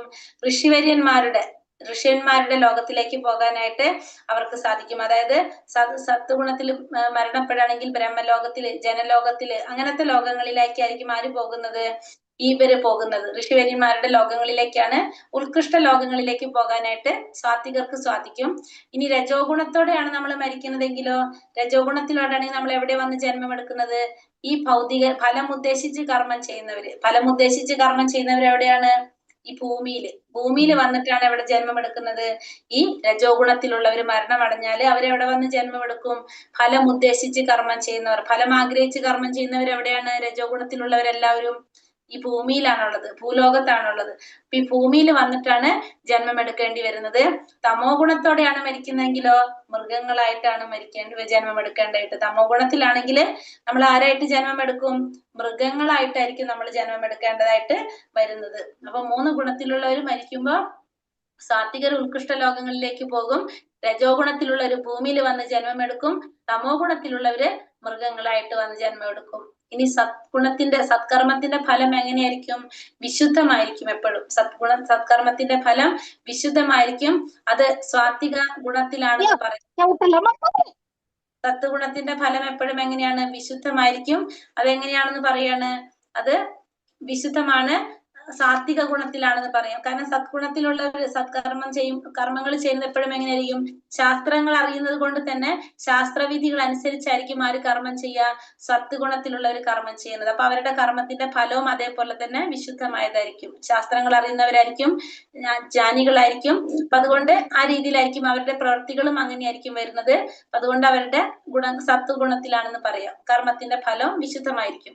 രജോ ഗുണത്തിലുള്ളവരുടെ പ്രവൃത്തിയുടെ ഫലം എങ്ങനെയായിരിക്കും? ദുഃഖമായിരിക്കും. കാരണം അവർക്ക് എന്താണ്? ആഗ്രഹങ്ങളായിരിക്കും കൂടുതൽ. ആഗ്രഹങ്ങൾ മുഴുവൻ അവർ നടക്കണമെന്നില്ല. അപ്പൊ അവർക്ക് എന്ത് വരും? അതില് ദുഃഖമാണ് അതിന്റെ ഫലം. അവർ കുറെ കഷ്ടപ്പെടുന്നുണ്ടാവും, അതിനു വേണ്ടിയിട്ട് കുറെ കഠിനാധ്വാനം ചെയ്യുന്നുണ്ടാവും. പക്ഷെ എന്നിട്ടും അവർ വിചാരിക്കുന്ന ഫലമില്ലെങ്കിൽ അവിടെ എന്ത് സംഭവിക്കും? ദുഃഖം സംഭവിക്കും. ഇപ്പൊ നമ്മളൊരു വലിയൊരു വീട് പണിയണം, പക്ഷെ നമ്മൾ ആഗ്രഹിക്കുന്ന രീതിയിൽ നമുക്കത് ചെയ്യാൻ സാധിച്ചില്ലെങ്കിൽ നമുക്ക് അവിടെ എന്ത് വരും? ദുഃഖം അനുഭവിക്കേണ്ടതായിട്ട് വരും. തമോ ഗുണത്തിലുള്ള പ്രവർത്തനങ്ങളുടെ ഫലം എന്താണ്?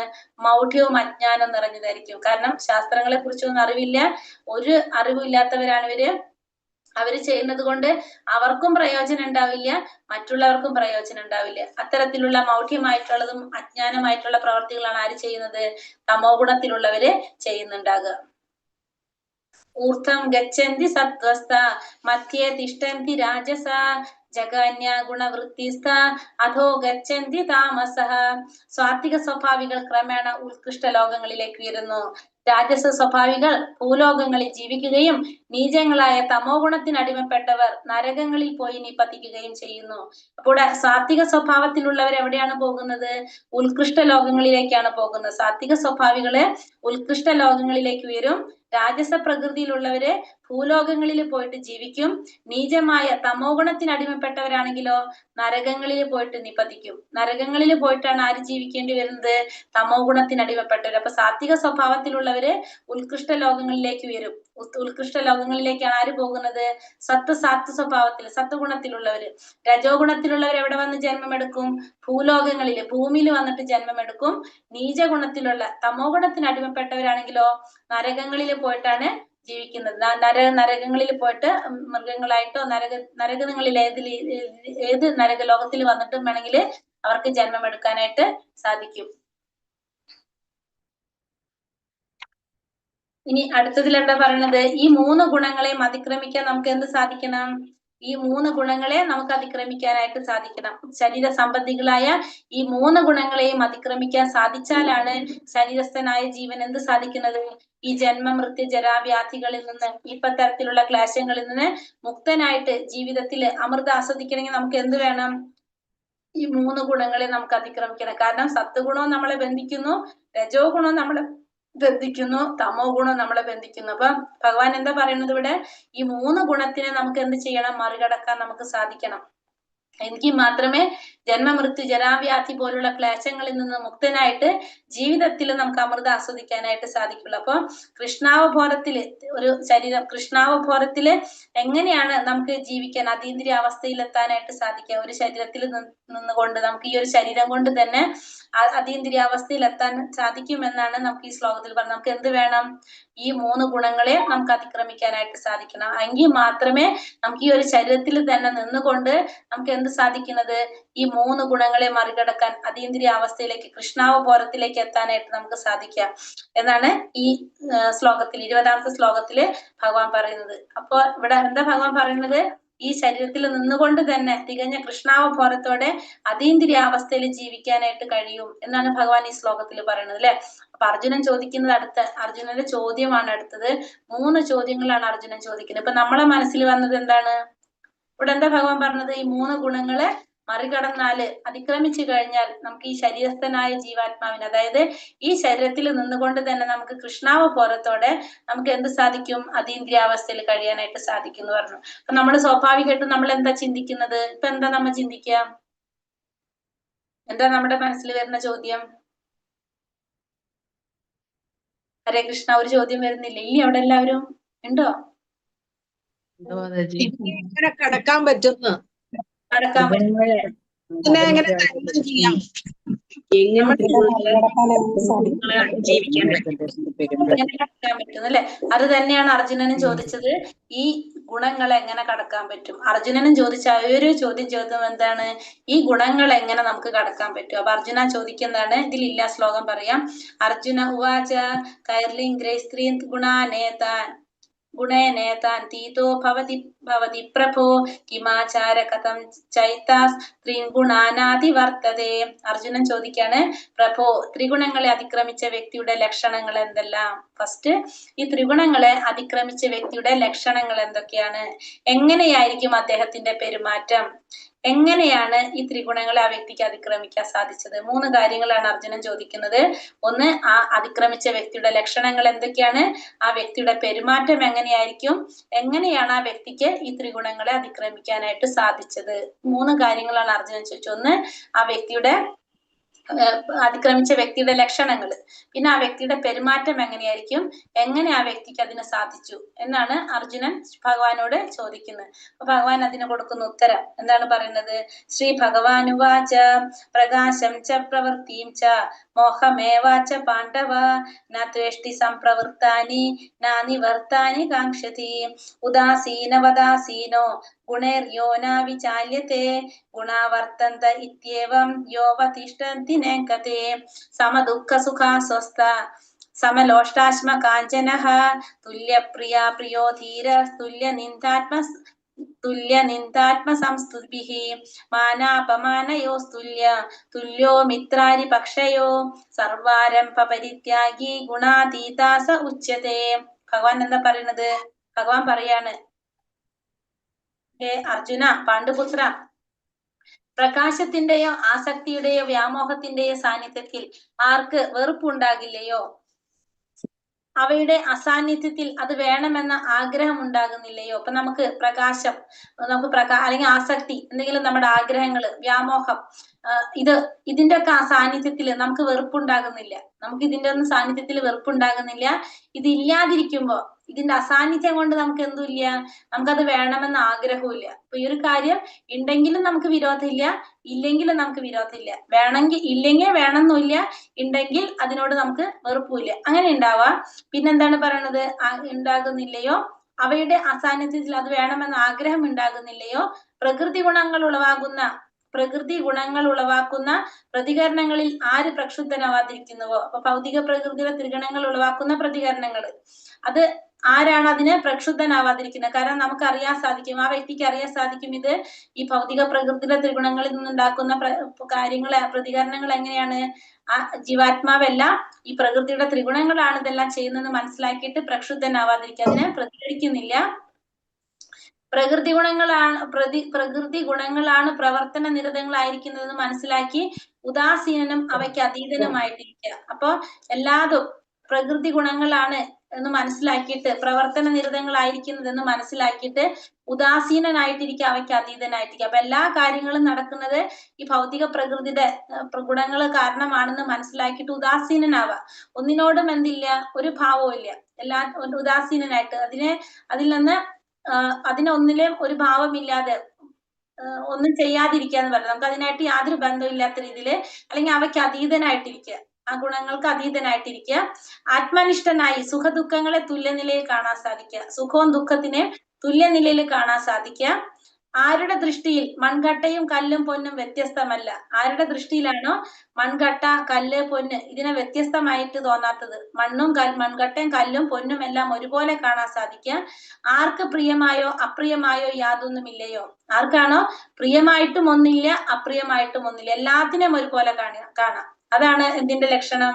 ആദ്യത്തെ ചോദ്യത്തിന്റെ, അതായത് ഈ ത്രിഗുണങ്ങളെ മറികടന്ന വ്യക്തിയുടെ ലക്ഷണം എന്താണ്?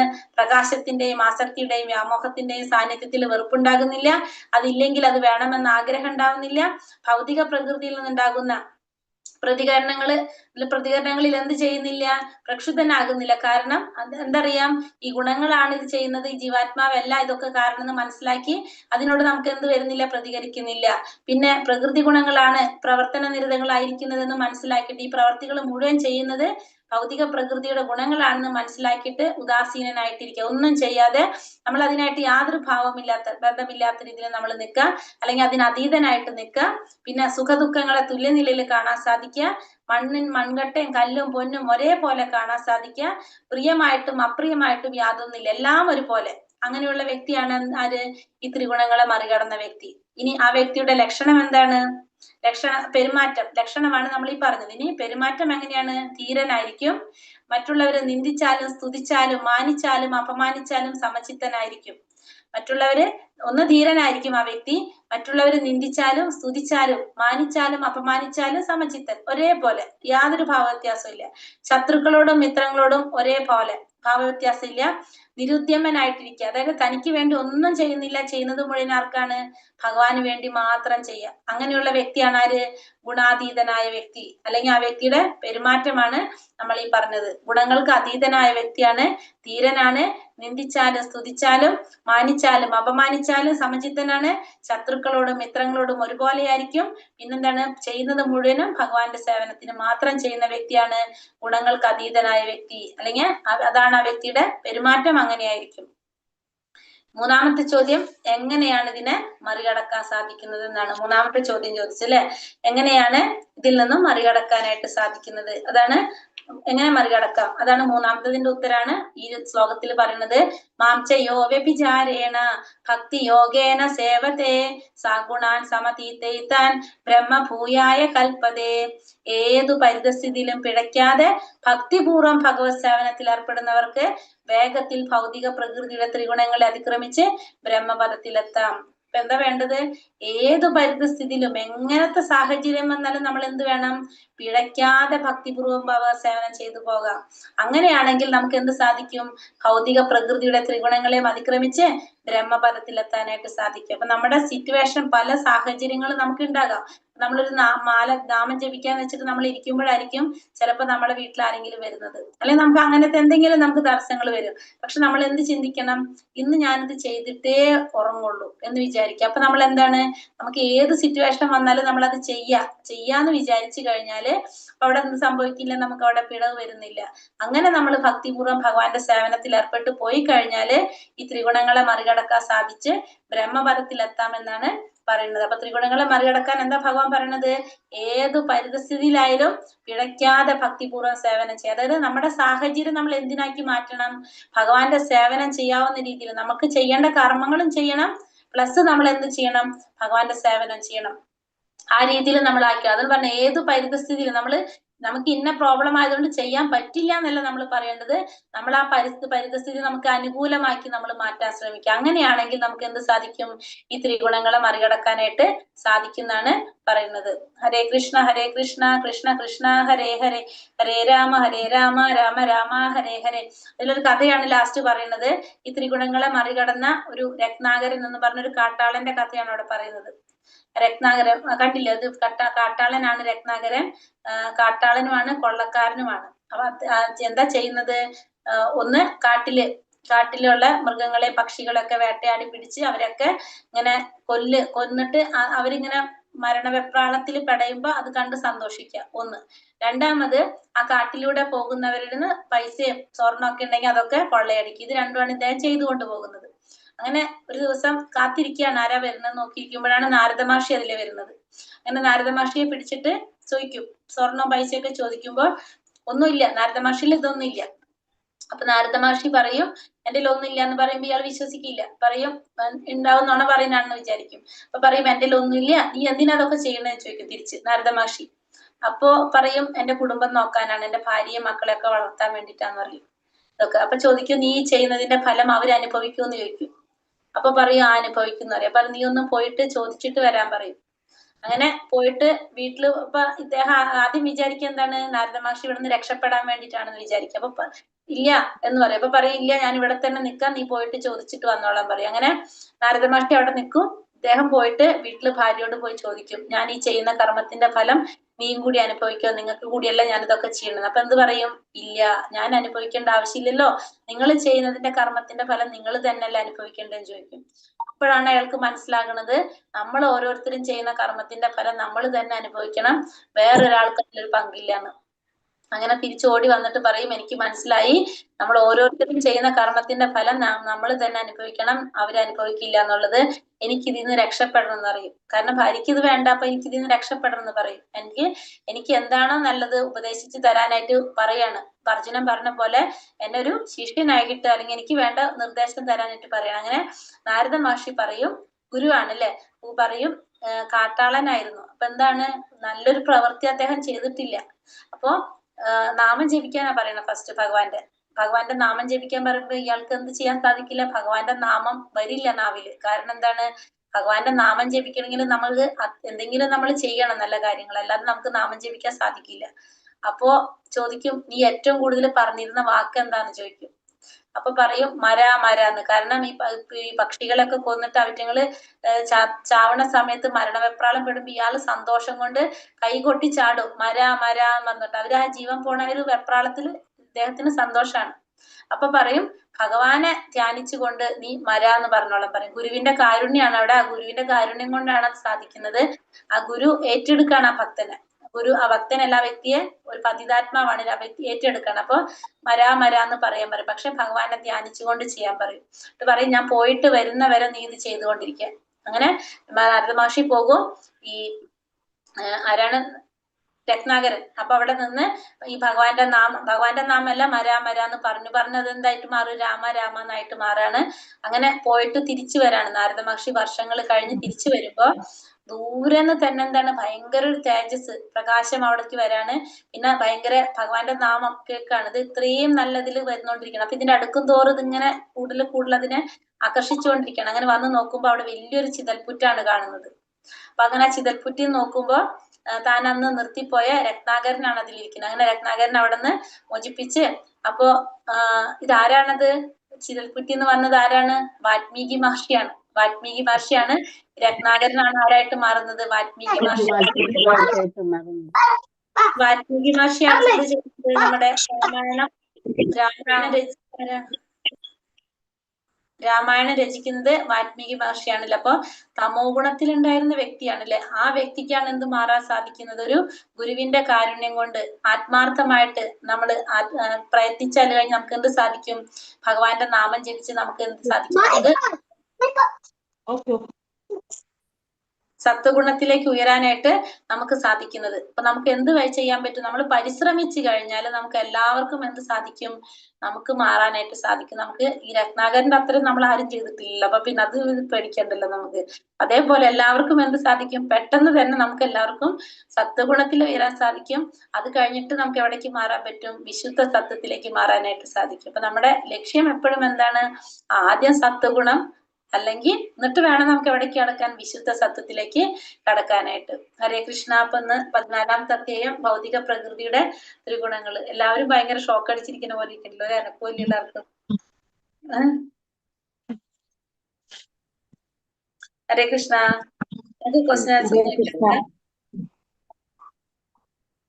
ക്വസ്റ്റ്യൻ ആൻസർ നോക്കാം. മാതാജി, ബ്രഹ്മാവ് വാഴുന്ന ഗ്രഹം ഏതാണെന്നാ പറഞ്ഞേ? ഏത് ബ്രഹ്മാവ് വാഴുന്ന ഗ്രഹം ഏതാണെന്നാ പറഞ്ഞേ? സത്യലോകം.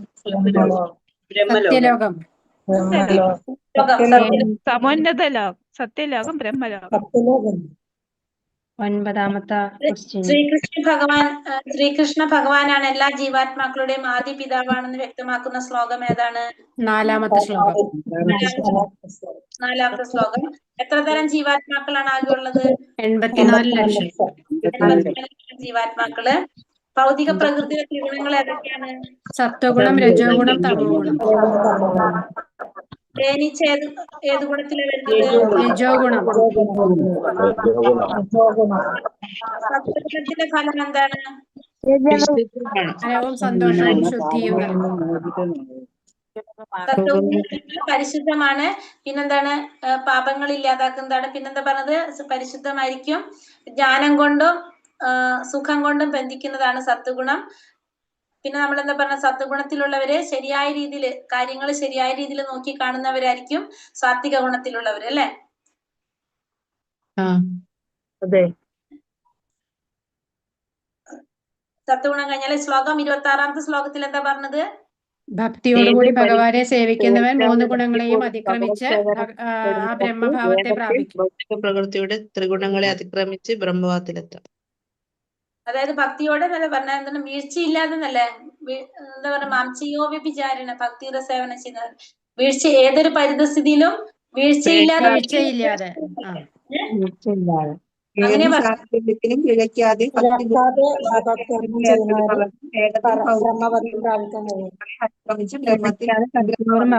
നടത്തുന്നവർക്ക് വേഗത്തിൽ ഭൗതിക പ്രകൃതി ത്രിഗുണങ്ങളെ അതിക്രമിച്ച് ബ്രഹ്മപദത്തിലെത്താം. അതായത് ഏതൊരു സാഹചര്യത്തിലും പിഴയ്ക്കാതെ ഭക്തിയുടെ സേവനം ചെയ്യുന്നവർക്ക്.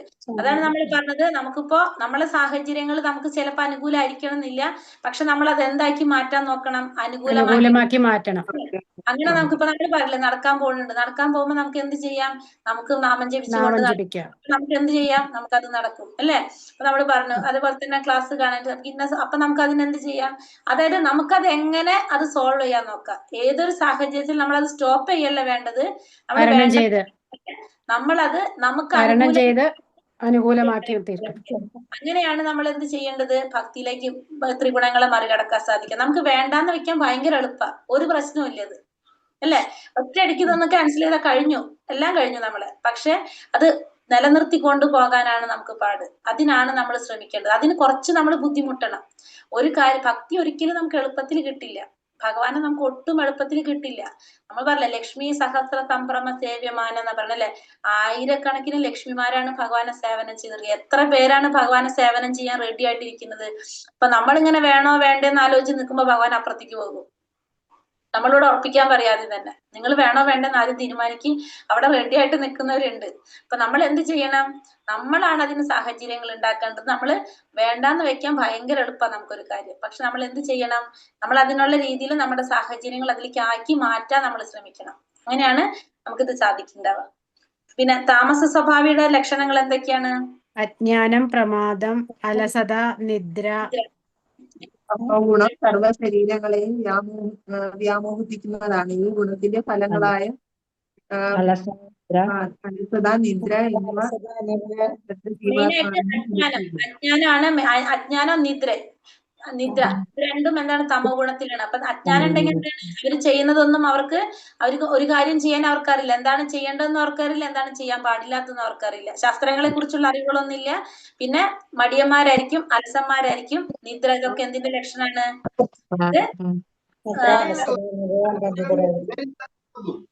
രാജസ സ്വഭാവത്തിലുള്ളവരാണെങ്കിലോ ആഗ്രഹം, ആസക്തി, എപ്പോഴും പ്രവർത്തനങ്ങളിലെ തിരക്കായിക്കൊണ്ടിരിക്കും. എത്ര ലഭിച്ചാലും സന്തോഷം ഉണ്ടായിരിക്കില്ല. അതെ, അതായത് രജോ ഗുണത്തിലുള്ളവര് കൂടുതൽ ആഗ്രഹങ്ങളുള്ളവരായിരിക്കും. അവര് ഇതിന്റെ പുറകെ ഒന്നായിട്ട് ഇങ്ങനെ ചെയ്തുകൊണ്ടിരിക്കുന്നവരായിരിക്കും. രജോ ഗുണത്തിലുള്ളവർ അവർക്ക് ഇങ്ങനെ ഒരെണ്ണം കഴിയുമ്പോ അടുത്തത്. ഇപ്പൊ നമ്മളൊക്കെ ഏത് ഗുണത്തിലാണ് വരുന്നുണ്ടാവുക? രജോ ഗുണം തന്നെ. ഭൂമിയിൽ വന്ന് ജന്മം എടുക്കുന്നത് എങ്ങനെയാണ്? ഭൂമിയിൽ വരുന്നത് പറഞ്ഞില്ല നമ്മള്, രജോ ഗുണത്തിലുള്ള എവിടെയാണ് ജന്മം എടുക്കുന്നത്? തമോ ഗുണത്തോടു കൂടിയാണ് ജന്മം എടുക്കുന്നത്. അല്ല, രജോ ഗുണത്തിലുള്ളവര് വന്ന് ജന്മം എടുക്കുന്ന എവിടെയാണെന്ന് പറഞ്ഞു നമ്മള്? ഭൂമിയിൽ വന്ന് ജന്മം. അപ്പൊ നമ്മളൊക്കെ ഈ ഭൂമിയിൽ വരിക്കുന്നവരാണ്. അപ്പൊ എന്താണ്, നമ്മളൊക്കെ രജോ ഗുണത്തിലാണ്. അപ്പൊ നമ്മൾ എങ്ങനെയാണ്, നമുക്കറിയാം, നമ്മൾ പഠിച്ച് നമുക്കത് കഴിഞ്ഞൊരു ജോലി കിട്ടി. അപ്പൊ ജോലി കിട്ടിയപ്പോ അടുത്തത് വീട് വെച്ചു, കല്യാണം കഴിച്ചു, കുട്ടികളായി. ഇത് സ്റ്റോപ്പില്ല, നോൺ സ്റ്റോപ്പാണ്. അത് കഴിഞ്ഞിട്ട് എന്താണ്, കുട്ടികളുടെ കാര്യം നോക്കി അവരെ പഠിപ്പിക്കണം. അപ്പൊ അതൊക്കെ ചെലവാണ്, പൈസ വേണം. ജോലി ചെയ്തുകൊണ്ടിരിക്കുന്നു, നിർത്തുന്നില്ല. അത് കഴിഞ്ഞിട്ട് അവര് വലുതായി, അവരെ കല്യാണം കഴിച്ചെടുക്കണം, അടുത്തത്. പിന്നെ അത് കഴിഞ്ഞിട്ട് അടുത്തതായി, പിന്നെ അവരെ മക്കളെ നോക്കണം, പിന്നെ അത് നോക്കണം. അതിങ്ങനെ പിന്നെ അസുഖങ്ങളായി, അതിന്റെ പിന്നാലെ വേറെ ഒന്നിനും സമയമില്ല. നമ്മളിങ്ങനെ എന്ത് ചെയ്തുകൊണ്ടിരിക്കുക, കഠിനാധ്വാനം ചെയ്തുകൊണ്ടേയിരിക്കുക, നോൺ സ്റ്റോപ്പ് വ്യാപൃതരായിരിക്കും ഏത് സമയവും. നമ്മള് ഇങ്ങനെ ചെയ്തോണ്ടിരിക്കും. നമുക്ക് വേറെ അങ്ങോട്ടും ഇങ്ങോട്ടും നോട്ടില്ല. ഇത് തന്നെ ഇങ്ങനെ ചെയ്തുകൊണ്ട് പോയിക്കൊണ്ടേയിരിക്കും അല്ലെ. പക്ഷെ തൃപ്തി ഉണ്ടാവൂല. അതെ, നമുക്ക് തൃപ്തി ഉണ്ടാവില്ല. പിന്നെ അടുത്തത്, ബ്രഹ്മാവ് വാഴുന്ന ഗ്രഹം ഏതാണ്? സത്യലോകം. ഭഗവാൻ ഈ അധ്യായത്തിൽ എന്തിനെ കുറിച്ചാ ഭഗവാൻ പറയുന്നത്? ഒന്നാമത്തെ ശ്ലോകത്തില് മഹർഷിമാർക്ക് മോക്ഷസാധകമായിട്ടുള്ള ആ ജ്ഞാനത്തെ ഉപദേശിച്ചു തരാം.